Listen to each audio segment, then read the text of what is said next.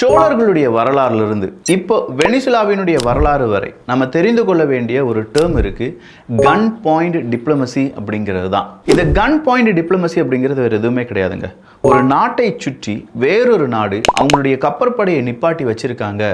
அந்த கப்பற்படை வழியா எதிரி நாட்டுக்கு இந்த நாடு ஒரு மெசேஜை கொடுக்குது.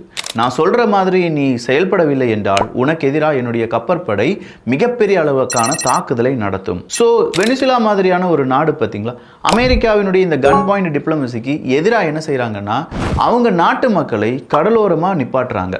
எல்லையோரமா கடல் எல்லை ஓரமா நிப்பாட்டும் போது வெனிசுலாவினுடைய மேதுரோ அவர்கள் சொல்றாங்க, உங்களுடைய எச்சரிக்கைக்கு நாங்கள் பயப்பட மாட்டோம், எங்களிடம் வீரர்கள் இருக்கிறார்கள், வீரர்களையும் தாண்டி எங்கள் நாட்டை நேசிக்கக்கூடிய மக்கள் இருக்காங்க அப்படின்னு சொல்றாங்க. சரி, இந்த கன் பாயிண்ட் டிப்ளமசியை ஒரு நாடு இன்னொரு நாட்டுக்கு எதிராக செய்யணும் அப்படின்னு கேட்டா, தைவானுக்கு எதிராக சீனா செய்வதும், சீனாவுக்கு எதிராக ஜப்பான் செய்வதும், ஜப்பானுக்கு எதிராக பிலிப்பைன்ஸ் செய்வதும், பிலிப்பைன்ஸுக்கு எதிராக இன்னும் சில நாடுகள் செய்வதும், வடகொரியாவுக்கு எதிராக தென்கொரியா செய்வதும், இது எல்லாமே கன் பாயிண்ட் டிப்ளமசி தான். கடல் எல்லை இருக்கு, கடல் எல்லை வழியா ஈஸியா எதிரியால உள்ளே நுழைய முடியும் அப்படின்னு சொல்லும்போது, அந்த கடல் எல்லையில் வீக்கா இருக்கக்கூடிய நாடுகளை ரொம்ப ஸ்ட்ராங்கா, கடற்படையில் ரொம்ப வலிமை இருக்கக்கூடிய ஒரு நாடு மிரட்டுவது தான் கன் பாயிண்ட் டிப்ளமசி. சோழர்களும் இதை செய்திருக்கிறார்கள் என்பதும் குறிப்பிடத்தக்கது.